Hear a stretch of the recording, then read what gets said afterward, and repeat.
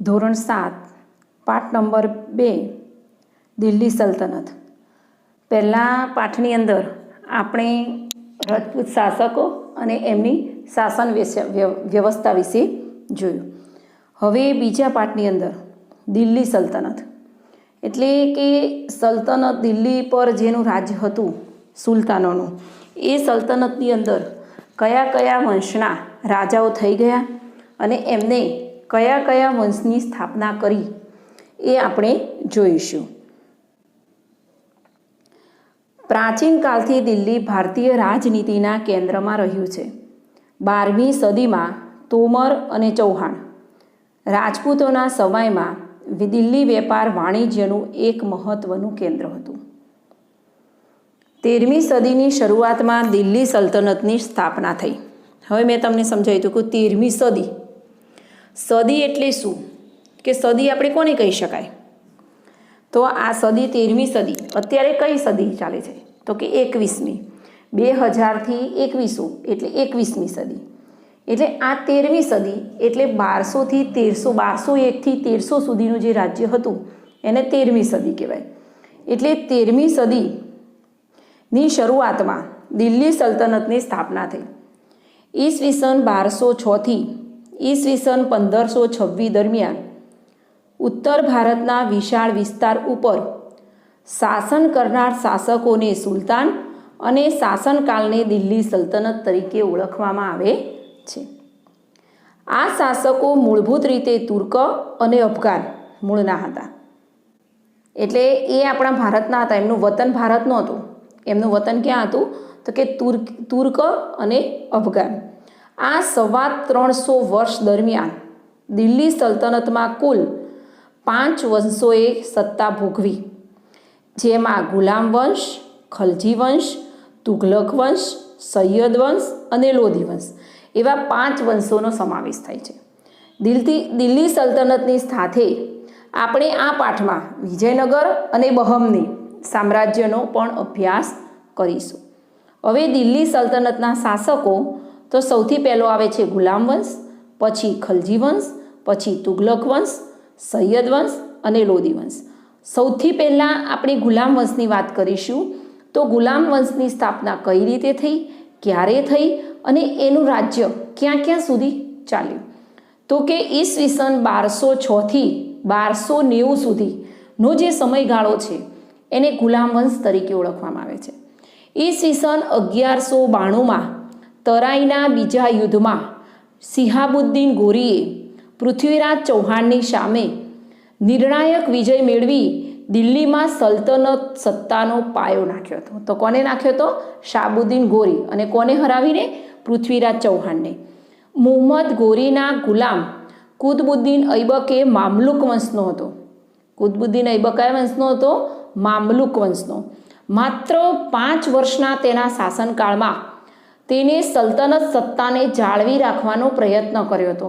એટલે કે કોઈ દુશ્મન આવે, યુદ્ધ કરે તો એની સામે ડટી અને એટલે એનો સામનો કર્યો હતો। એટલે કે એને જાળવી રાખ્યું હતું, કોઈની પાસે જવા દીધું હતું નહીં।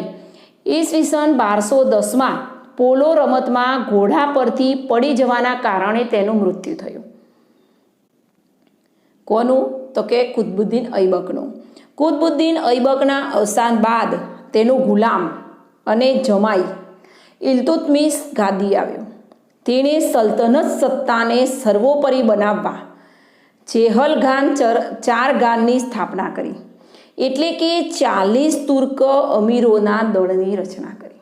40 તુર્કો। તેણે રાજધાની સ્થળાંતર લાહોરથી દિલ્હી કર્યું। એની રાજધાની એ વખતે લાહોર હતી, તો લાહોરથી ક્યાં કર્યું? દિલ્હી। ઇલ્તુત્મિશને ગુલામ વંશનો સાચો સ્થાપક માનવામાં આવે છે। જો આપણને એવું પૂછાય કે ગુલામ વંશનો સ્થાપક કોણ? તો કુતબુદ્દીન ઐબક। પણ આપણને એવું પૂછવામાં હોય કે ગુલામ વંશનો સાચો સ્થાપક કોણ? તો ગુલામ વંશનો સાચો સ્થાપક ઇલ્તુત્મિશ કહેવામાં આવે છે। એણે પણ એક પણ પુત્રને સુલતાન બનાવવા યોગ્ય ન સમજતા ઇલ્તુત્મિશે પોતાની કાબેલ પુત્રી રઝિયાને પોતાની ઉત્તરાધિકારી જાહેર કરી। એટલે દિલ્હીની ગાદી પર પ્રથમ બેસનાર સ્ત્રી, જે રાજ્ય કરનાર સ્ત્રી તો રઝિયા હતી। ઇલ્તુત્મિશના અવસાન બાદ થોડા સમય બાદ તેની પુત્રી રઝિયા સુલતાના દિલ્હીની ગાદી આવી, જે દિલ્હીની ગાદીએ આવનાર પ્રથમ મહિલા શાસક હતી. એ સમયના ઇતિહાસકાર મિન્હાજે સિરાજ પણ સ્વીકારે છે કે રઝિયા સુલતાના તેના બધા જ ભાઈઓમાં સૌથી વધુ કાબેલ અને સક્ષમ હતી. આમ છતાં એક મહિલા શાસનકર્તા તરીકે માન્યતા મળવી મુશ્કેલ પડી. દરબારીઓ પણ તેને સ્વતંત્ર શાસક તરીકે સ્વીકારવા રાજી ન હતા. અમીરોની સત્તા લાલસા અને સતત ચાલતા વિદ્રોહોને તેના શાસનનો અંત આણ્યો. તેના અવસાન પછી 6 વર્ષ સુધી રાજ્યમાં અંધાધૂંધી ચાલી. એટલે કોનું રાજ્ય છે, કોઈ રાજા હોય તો એને ટકવા ના દે, નવા નવા કાવા દાવા કરે અને રાજાને ઉતારીને બીજા રાજાને બેસાડે, એ અંધાધૂંધી ચાલી. અમીરોએ ઇલ્તુત્મિશના પુત્ર નાસિરુદ્દીનને દિલ્હીની ગાદીએ બેસાડ્યો. 21 વર્ષના તેના શાસનકાળ બાદ તેનું અવસાન થતાં ગ્યાસુદ્દીન બલબન ગાદી આવ્યો. એણે ચેહલગાન દળનો નાશ કરી શાસનતંત્ર પરથી અમીરોની પકડને હળવી કરી. તેણે રાજાનું સ્થાન વધુ મજબૂત બનાવ્યું. બલબન સાહિત્ય અને કલાનો પોષક પણ હતો. 22 વર્ષના તેના શાસનના થોડા સમય બાદ દિલ્હી સલ્તનત પર ખલજી વંશની સ્થાપના થઈ. તો ગુલામ વંશની સ્થાપના તકુતબુદ્દીન ઐબકે કરી. 22 વર્ષના તેના શાસનના થોડા સમય બાદ દિલ્હી સલ્તનતમાં ખલજી વંશની સ્થાપના થઈ. હવે ખલજી વંશની સ્થાપના કોને કરી અને એ ખલજી વંશ કેટલા વર્ષ સુધી ચાલ્યું? તો ખલજી વંશ ઈસવીસન 1290 થી ઈસવીસન 1320 સુધી. જલાલુદ્દીન ખલજીથી ખલજી વંશના શાસનની શરૂઆત થઈ. જલાલુદ્દીનના 6 વર્ષના શાસન બાદ દિલ્હીની ગાદીએ મહત્વકાંક્ષી સુલતાન અલાઉદ્દીન ખલજી આવ્યો. તેણે ઉત્તર ભારત, ગુજરાત અને દક્ષિણ ભારત પર વિજય પ્રાપ્ત કરી સામ્રાજ્યનો વિસ્તાર કર્યો. દિલ્હીમાં સ્થાયી સેનાની શરૂઆત કરી.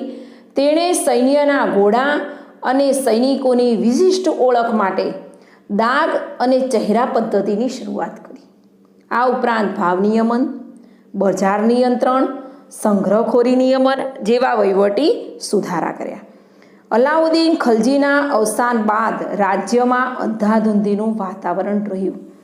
ખલજી રાજ્યવંશનો અંત આણી દિલ્હીની ગાદી પર તુઘલક શાસનની શરૂઆત ગિયાસુદ્દીન તગલકે કરી. હવે આપણને એવું કહેવામાં આવે કે ખલજી વંશની સ્થાપનાની શરૂઆત, ખલજી વંશની શરૂઆત ક્યાંથી થઈ? તો જલાલુદ્દીન ખલજી.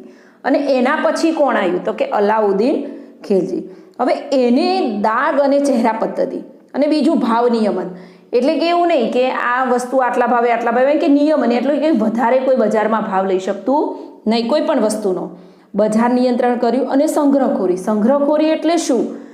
તમારી પાસે વસ્તુ હોય તો તમે લાય કરો અને એ વસ્તુ તમારા ઘરમાં ભેગી કરો અને કોઈ બીજાને એ વસ્તુની જરૂર હોય તો એ વસ્તુ બજારમાં ખૂટી પડે તો આપણે સંગ્રહખોરી કરીએ તો બીજાને એ નડે.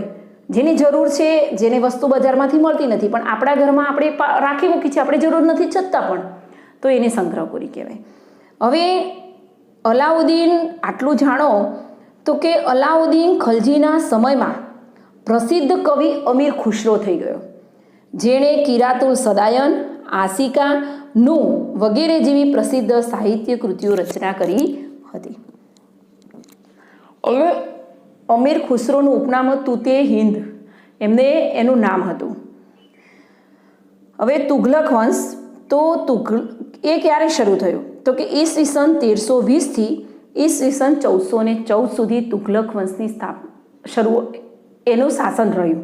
તો કે એની સ્થાપના કોને કરી? તો કે તુઘલક વંશ દરમિયાન મુહમ્મદ બિન તુઘલક એક પ્રતિભાવંત સુલતાન થયો, જેણે તેના સમયમાં કેટલીક યોજનાઓ અમલમાં મૂકી, જેમાં દિલ્હીથી દૌલતાબાદ રાજધાનીનું સ્થળાંતર, દિલ્હીથી દૌલતાબાદ, પ્રતિક મુદ્રા પ્રયોગ વગેરે જેવી યોજનાનો સમાવેશ થાય છે. આપણે એ રીતે કે પહેલાં જ્યારે આપણું ગુજરાત રાજ્ય જ્યારે મુંબઈ રાજ્યમાંથી અલગ પડ્યું ત્યારે તેનું પાટનગર અમદાવાદ હતું અને અત્યારે ગાંધીનગર છે. તો કે અમદાવાદથી ખસેડીને એને ગાંધીનગરમાં લાવ્યું. એવી રીતે એ વખતે દિલ્હીથી મોહમ્મદ તગલક હતો એને શું કર્યું તો કે એને જે પોતે જે દિલ્હીમાં એની જે રાજધાની હતી એ દૌલતાબાદ લઈ ગયા અને પછી જ્યારે એને પાછી ફાવટ ના એટલે દૌલતાબાદથી દિલ્હી લઈ, એટલે કે એ થોડો તરંગી વિચારનો હતો, એટલે એમાં લોકોને ખૂબ જ નુકસાન થયું હતું. પરંતુ મોટાભાગની યોજનાઓમાં વ્યવહારિકતાનો અભાવ તેમજ તબક્કાવાર અને આયોજનબદ્ધ અમલીકરણના અભાવને કારણે નિષ્ફળ ગઈ હતી. તેથી ઇતિહાસમાં યોજનાઓ તરંગી યોજનાઓ તરીકે સ્થાન પામી. મોહમ્મદ તગલકના સમયમાં આફ્રિકન મુસાફર ઇબ્ન બતુતા ભારતની મુલાકાતે આવેલ મોહમ્મદ તગલક બાદ તેઓ પિતરાભાઈ ફિરોઝશાહ તગલક ગાદીએ આવ્યો. ફિરોઝશાહ તગલકના અવસાન બાદ તૈમુરલંગે દિલ્હી પર આક્રમણ કર્યું. ઈસવીસન 1398થી 1399, જેથી સત્તાના પાયા હચમચી ગયા અને તુગલક સત્તા મર્યાદિત બની. હવે તુગલક વંશની સ્થાપના તો ગિયાસુદ્દીન તુગલકે કરી. એમાં તરંગી યોજનાઓ કોણે અમલમાં મૂકી તો મોહમ્મદ તગલકે. કેવી તરંગી યોજનાઓ તો કે દિલ્હીથી દૌલતાબાદ અને દૌલતાબાદથી દિલ્હી, એનો જ્યારે મન ફરે ત્યારે એની રાજધાની બદલી નાખતો હતો. હવે સૈયદ વંશની સ્થાપના ક્યારે તો કે અને એનું સ્થાન ક્યાં સુધી રહ્યું તો કે ઈસવીસન 1414થી ઈસવીસન 1451માં સૈયદ વંશ અને ઈસવીસન 1451થી ઈસવીસન 1526 સુધી લોધી વંશ. તો કે તુગલક વંશના શાસનના અંત બાદ ખિજ્ર ખાને સૈયદ વંશની સ્થાપના કરી. સૈયદ વંશની સ્થાપના કોણે કરી? ખિજ્ર ખાને. સૈયદ વંશ બાદ બહલોલ લોદીએ લોધી વંશની સ્થાપના કરી. બહલોલ લોદીએ લોધી વંશની સ્થાપના કરી. હવે બહલોલ લોદી સલ્તનતનો પ્રથમ અફઘાન શાસક હતો. લોદી વંશનો અંતિમ બાદશાહ ઇબ્રાહિમ લોદી હતો. ઈસવીસન 1526માં બાબર સામે પાણીપતના પ્રથમ યુદ્ધમાં તેનો પરાજય થયો અને સલ્તનત યુગનો અંત આવ્યો અને મુઘલ શાસનની સ્થાપના થઈ. હવે આ ભાગની અંદર આ ભાગ નંબર 1માં આપણે શું જોયું તો આપણે પહેલાં તો સમજીશું કે પાઠ દિલ્હી સલ્તનત, એમાં દિલ્હી સલ્તનતની અંદર ક્યાં સુધી રહ્યું તો કે 1206થી 1526 સુધી. કયા વંશો તો કે પહેલો તો આવશે ગુલામ વંશ, હવે બીજો પહેલો આવશે ગુલામ વંશ, પછી ખલજી વંશ, તુગલક વંશ, સૈયદ વંશ અને લોધી વંશ. તો ગુલામ વંશની સ્થાપના કોને કરી તો કે કુતબુદ્દીન ઐબકી. એનો ખરો સ્થાપક કોને માનવામાં આવે છે તો કે ઇલ્તુત્મિશ. પછી એવું પણ પૂછાય કે દિલ્હીની ગાદી પર આવનાર પ્રથમ મહિલા શાસક કોણ હતી તો કે રજિયા. હવે ગુલામ વંશની સ્થાપના, જ્યારે ગુલામ વંશનો અંત આવ્યો એના પછી કયા વંશની સ્થાપના થઈ તો કે ખલજી વંશની. હવે ખલજી વંશની સ્થાપના કોને કરી તો જલાલુદ્દીન ખલજી. એમાં સારામાં સારો રાજા, સારો વહીવટ કર્યો રાજા કોણ હતો તો કે અલાઉદ્દીન ખલજી. અલાઉદ્દીન ખલજીના સમયમાં કયા કવિ થઈ ગયા તો કે અમીર ખુશરો. હવે કે અમીર ખલજી વંશ જ્યારે અંત આવ્યો ત્યારે કયા વંશની સ્થાપના થઈ કે તુગલક વંશ. કોને કરી તો કે ગિયાસુદ્દીન તુગલકે. એ વખતે કયો મુસાફર ભારતની અંદર આવ્યો હતો, વિદેશી મુસાફર તો ઇબ્ન બતુતા. બરાબર. પછી સૈયદ વંશની સ્થાપના કોને કરી તો કે ખિજ્ર ખાને. અને લોદી વંશની સ્થાપના કોને કરી તો કે બહલોલ લોદીએ. હવે જે આ સલ્તનત યુગ હતો એનો અંત કઈ રીતે આવ્યો તો કે લોદી વંશનો જે છેલ્લો સ્થાપક ઇબ્રાહિમ લોદી હતો તેનું યુદ્ધ 1526માં પાણીપતનું યુદ્ધ 1526માં બાબર સાથે થયું. એમાં બાબરની જીત થઈ અને ઇબ્રાહિમ લોદીની હાર થઈ. એટલે કે સલ્તનત સત્તાનો અંત આવ્યો અને મુઘલ શાસનની સ્થાપના થઈ. હવે આપણે આગળના ભાગમાં એની દિલ્હી સલ્તનતની રાજ્ય વ્યવસ્થા વિશે અને એનું અન્ય બાંધકામ વિશે જોઈશું.